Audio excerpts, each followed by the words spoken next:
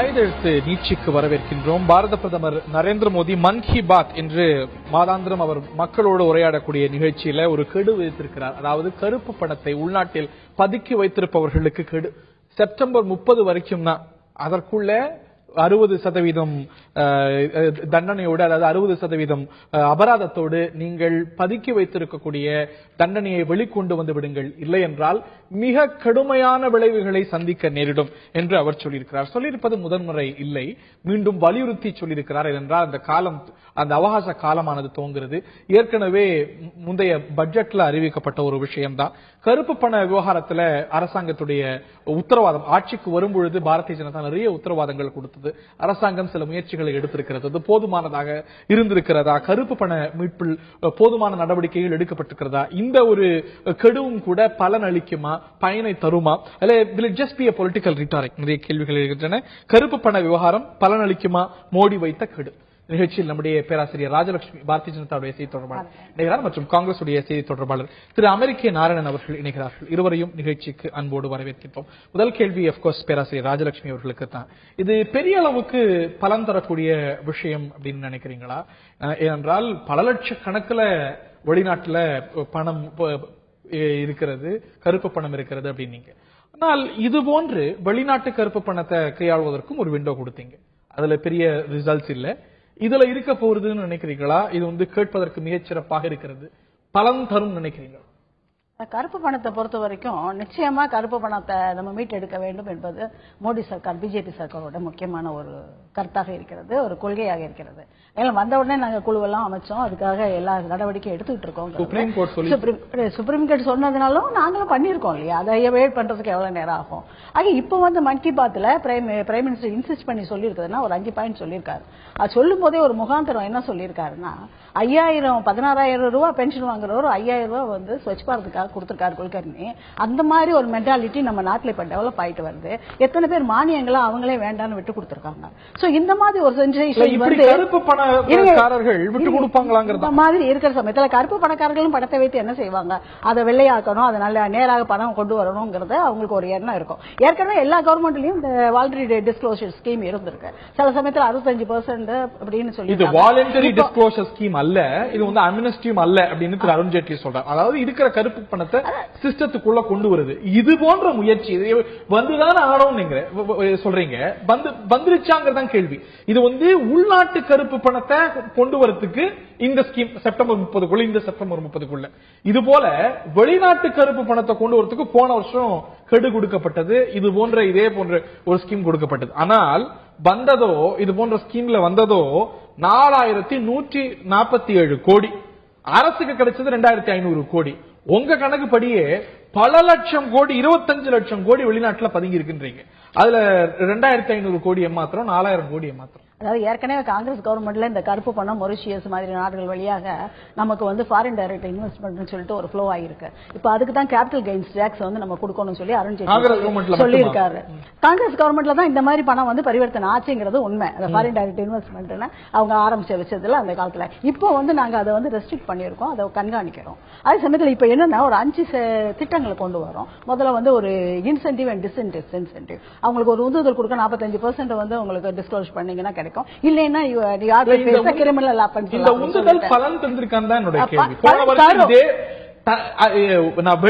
உங்க கணக்கு படியே வெளிநாட்டு கருப்பு பணம் தானே ஜாஸ்தி?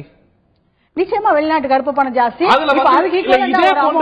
இன்னைக்கு கெடுவித்தது போல போன வருஷமும் மோடி கெடுவித்தார். வெளிநாட்டு கருப்பு பணத்தை வெள்ளையா மாத்துறதுக்கு, சிஸ்டத்துக்குள்ள கொண்டு வரதுக்கு வந்தது எவ்வளவு?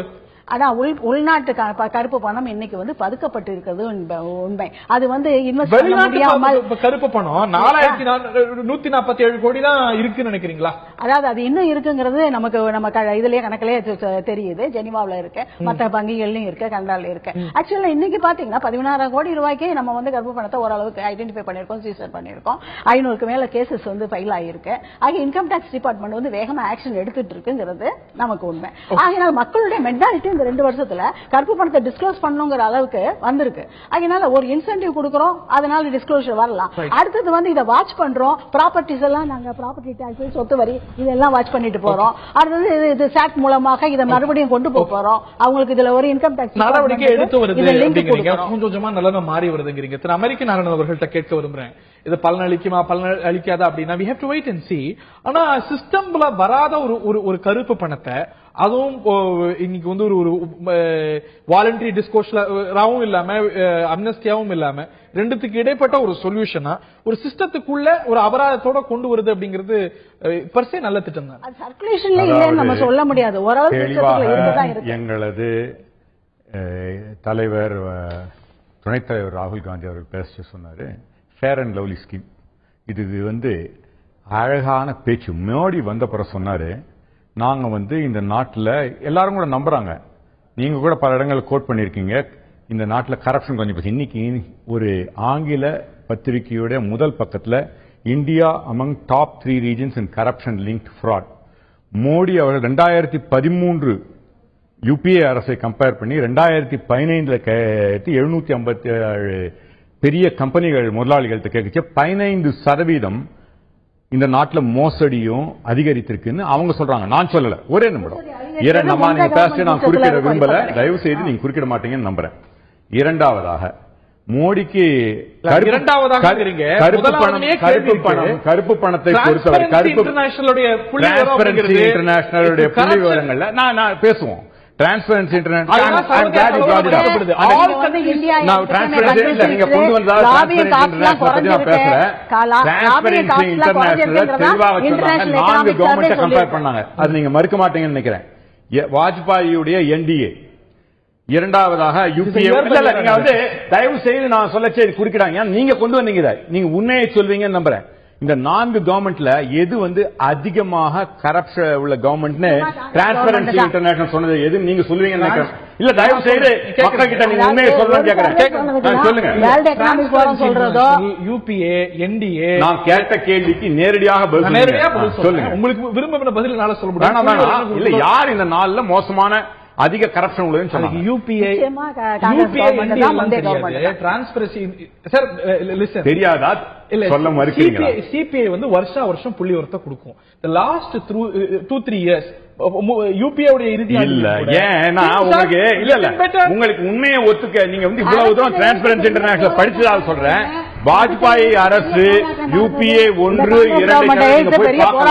வாஜ்பாய் அரசு யூபிஏ 1-2 தவிர மோசமாக கரப்ட் கவர்மெண்ட் அவங்க சொல்லிருக்காங்க.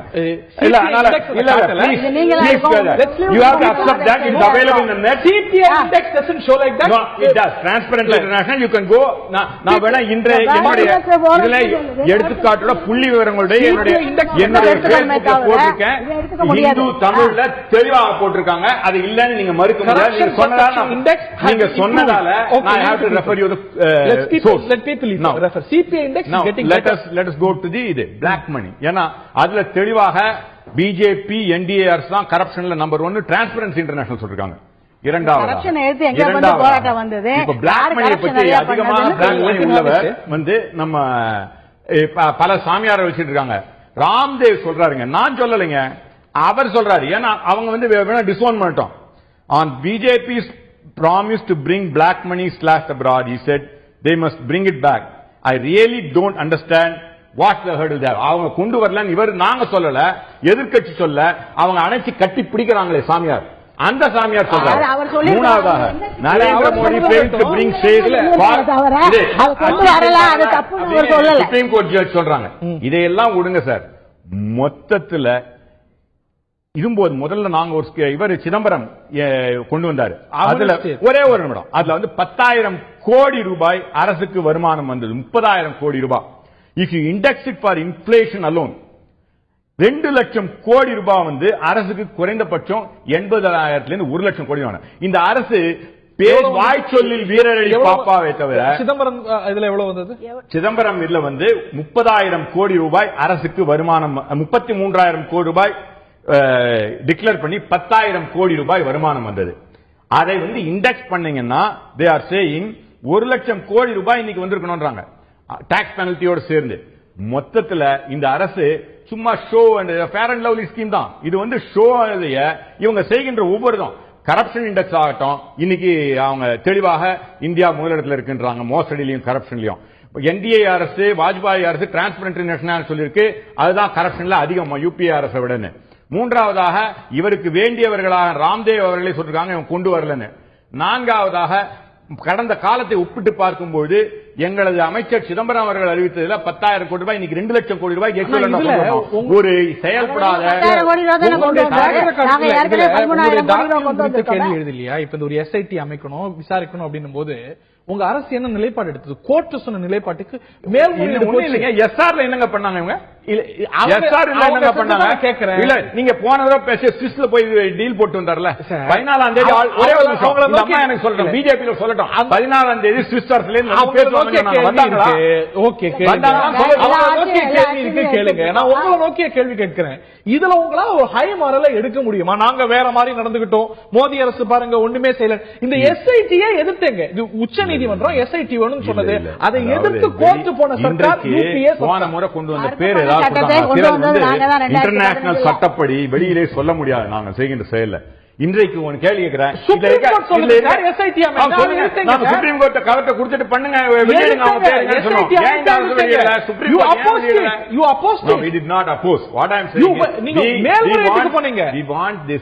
கவர்மெண்ட் ஏன் இந்த எஸ்ஆர்ல சுப்ரீம் கோர்ட்ல இல்ல பண்ணுங்களேன், எஸ்ஆர்ல வர இதெல்லாம் இவங்களுக்கு வேணுன்ற அதானி அம்பானியோட கருப்பு பணத்தை கொண்டு வரதுக்கு தயங்குறாங்க. ஏதோ மக்கள் கிட்ட ஷோ காட்டுறாங்க. 2000 கோடி கூட கொண்டு வர முடியல, 1 லட்சம் கோடி கொண்டு வர வேண்டியது இல்ல. ஏமாற்றும் வித்தை என்பதை நான் தெளிவுபடுத்த.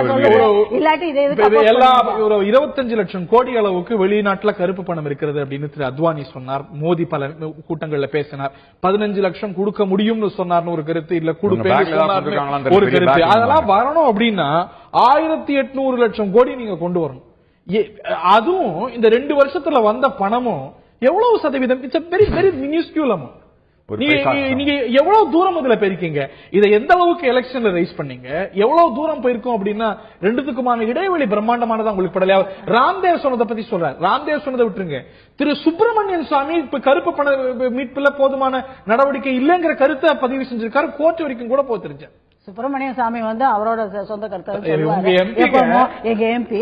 ஆனா இதை நம்ம ஓரளவுக்கு ஒத்துக்கதான் செய்யணும். கருப்பு பணம் நாங்க உடனே கொண்டு வர முடியல. ஆனா இன்னும் அதுக்கு ஸ்டெப் எடுக்கிறோங்கிறது 2015 கருப்பு பண சட்டம் கொண்டு வந்திருக்கோம். இப்போ டிஸ்க்ளோசர் சிஸ்டம் ஒரு சிஸ்டம் கொடுத்திருக்கோம் ஒரு செப்டம்பர் 30 வரைக்கும். அதனால இந்த மாதிரி ஒரு திட்டங்கள் மூலமாக, ஆனா இது ரொம்ப அருமையா கண்காணிக்கப்படும் கரெக்டா சொல்லியிருக்கோம். 5 திட்டங்கள் செயல் திட்டங்களை சொல்லியிருக்காரு மோடி. ஆக இது மூலமாக இவை கண்காணிக்கப்படும். அதனால யாரும் எஸ்கேப் பண்ண முடியாது. இந்த பேங்க் டிரான்ஸ்ஃபர்ல இருந்தா கூட வேட் இது பண்ணப்படும். அதனால இந்த நேமிங் அண்ட் ஷேமிங் அப்படிங்கிறது இவங்க யாரு என்ன இவங்களுடைய விவரங்கள் இதை வெளிப்படுத்தணும் அப்படின்னு கோரியது நீங்க. இன்னைக்கு அவங்க என்ன கிளாஸ் சொல்லி இல்ல அவங்களோட நேம் எல்லாம் வெளிப்படுத்த முடியாது, ரகசியம் பாதுகாக்கணும், நாங்க சர்வதேச ஒப்பந்தங்களுக்கு அப்படின்னு சொன்னீங்களோ அதே விளக்கங்களை கொடுக்குறீங்க. இந்த கம்ப்ளைண்ட்ஸ்ல கூட there is no naming and shaming. அதாவது சில சர்வதேச ஒப்பந்தங்கள் இருக்கிறது. வெளிநாட்டு கருப்பு பணத்துல கூட வெளிநாட்டு கருப்பு பணத்துல வரும்போது இந்த கேஸ் நம்ம கிரிமினல் கேஸ் போடும்போது அவங்க பேர் வரதான். நீங்க பேரே சொல்லுங்க. எல்லாரும் அவங்க பேர்ல தான் வச்சிருக்காங்களா? எத்தனை பினாமி பேர்ல வச்சிருப்பாங்க? இந்த பினாமி தமிழ்நாட்டுல கூட எலெக்ஷன் அப்போ கட்டுக்கட்டா பணங்கள்லாம் இது அவர் காசு தானா யாரு காசுங்கிறது? நிறைய பேசிட்டே இருக்கலாம். உங்கள்கிட்ட ஸ்பெசிபிக்கா பதில் சொல்லுங்க. இதுல வெளிநாட்டு கருப்பு பணத்துல கூட நம்ம ஒரு இன்டர்நேஷனல் ஒப்பந்தங்கள் இருக்கிறது நம்ம கொண்டு வர முடியாதுங்கிறீங்க. கோர்ட் கூட ஏத்துக்கிச்சு. ஆனா இது டொமெஸ்டிக் பிளாக் மணி, இதுல கூட நேமிங் அண்ட் ஷேமிங் கிடையாது. இதுல எந்த சர்வதேச ஒப்பந்தமும் கிடையாது. இல்ல டொமெஸ்டிக் பிளாக் மணில எப்போ நாங்க இன்கம் டாக்ஸ் கேஸ் ஃபைல் ஆகுதோ அப்போ ஆட்டோமேட்டிக்கா தேர் இந்த கோர்ட் தானே. அவங்க கோர்ட்டுக்கு வராங்க, அவங்க பேர் வெளியே வரதான் செய்யுது. அது ஆக்சுவலா அதான் உண்மையா என்ன இருக்குதுன்னா காங்கிரஸ் கவர்மெண்ட் பண்ணி வச்ச ப்ரொசீஜர்ல பிளாக் மணி எல்லாம் கருப்பு பணங்கள் எல்லாம் ஒரு சந்தையாக மூவ் ஆகிட்டு இருக்கு. நிறைய ரியல் எஸ்டேட்டோ ஏதோ சொத்துக்கள் வாங்குறதுலயும் இந்த மாதிரி மூவ் ஆகி அது பதுக்கப்பட்டிருக்கிறது. அதுவும் என்ன பாத்தீங்கன்னா பினாமி சாமி பேர்ல தான் அவங்க வச்சிருக்காங்க. அதனால உண்மையான கருப்பு பணம் வச்சிருக்கவங்க அதுல வராங்களாங்கிறது இன்னொரு கொஸ்டின் தான். அதனால இன்னொரு சமயத்துல என்னன்னா இதெல்லாம் கண்டுபிடிக்கிறதுக்காக தான் நாங்க ஒரு டிஃபரன்ஸ் அதுதான் நாங்க வந்து 5 திட்டங்களை கொண்டு வந்திருக்கோம். மோடி இன்னைக்கு 5 திட்டங்களை சொல்லியிருக்காரு. எப்படின்னா பேங்க் டிரான்சாக்சன் மூலமாக பண்ணா உங்களுக்கு டிஸ்கவுண்ட் கொடுக்குறோம், வேட்ல இருந்து எக்ஸம்ஷன் கொடுக்குறோம், இந்த மாதிரி எல்லாம் சொல்லும் பொழுது ஆட்டோமேட்டிக்கா எல்லாம் பேங்க் டிரான்சாக்சன் போதும் 50 லட்சத்துக்கு மேல யாரெல்லாம் பரிமாற்றம் பண்றாங்களோ அதெல்லாம் கண்காணிப்போம்னு சொல்லி அதே சமயத்துல டொமஸ்டிக் பேமெண்ட். அதே சமயத்துல இன்னொரு விஷயமும் இருக்கு. நாங்க வந்து சொத்து வரி, சொத்து வாங்குறவங்க, ப்ராப்பர்ட்டி டிரான்சாக்சன் இதெல்லாம் கண்காணிக்கிறதுக்கு தனிக்குழு வச்சு பண்றோம்.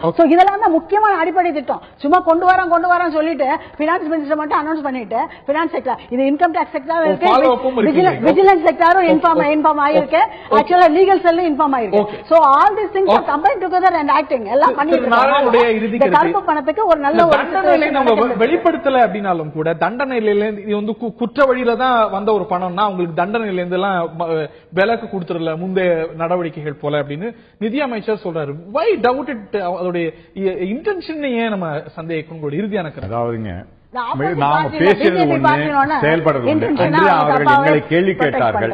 அந்த கேள்விகளை கூட அவர்கள் ஆட்சிக்கு வந்தவர் கூட நிரந்தரமாக செயல்படாத ஒரு அரசாக ஹெட்லைன்ஸ் மட்டும் பேசுறாங்க. ஏன் மல்லையா வெளில விட்டாங்க, ஏன் இவரை இவங்க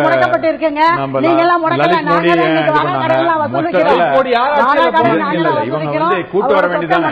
அதாவது இவர் பிளான் பண்ணி ஸ்பெசிபிக்கா மல்லையாவை அதுக்கான இது ஏர்போர்ட்ல பிடிக்காதபடி சட்ட திருத்தங்களை செய்து அவர் வெளில அனுப்பி விட்டுட்டு இப்ப பேசுறாங்க.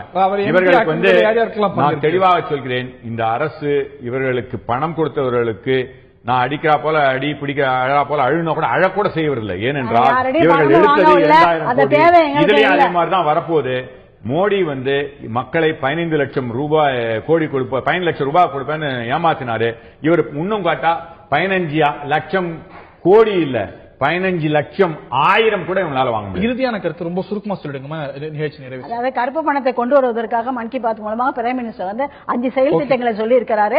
ஒரு வகையா எல்லா முனைப்போடையும் அதாவது vigilance, income tax, legal procedure இவை எல்லாத்து மூலமாக சொத்து வாங்குவதோ விற்பதோ மீதி பண பரிவர்த்தனையில் கண்காணிக்கப்படும். ஜிஎஸ்டி வரும்பொழுது இதுக்கு இன்னும் இலகுவாக இருக்கும் என்பது எங்களுடைய உண்மையான கருத்து. இதனால் ஊழல் தடுக்கப்படும்.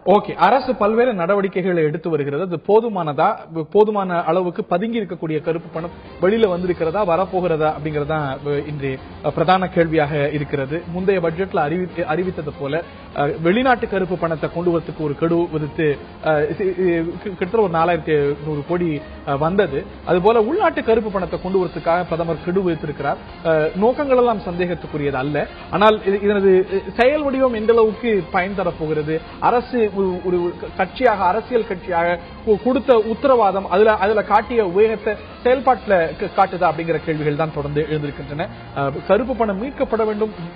நமது பணம் அப்படிங்கிறது கணக்க வராம உள்ளையும் வெளியிலையும் பதுங்கி இருப்பது அப்படிங்கிறது நமது சாபத்தை கேடாகத்தான் பார்க்க வேண்டும்.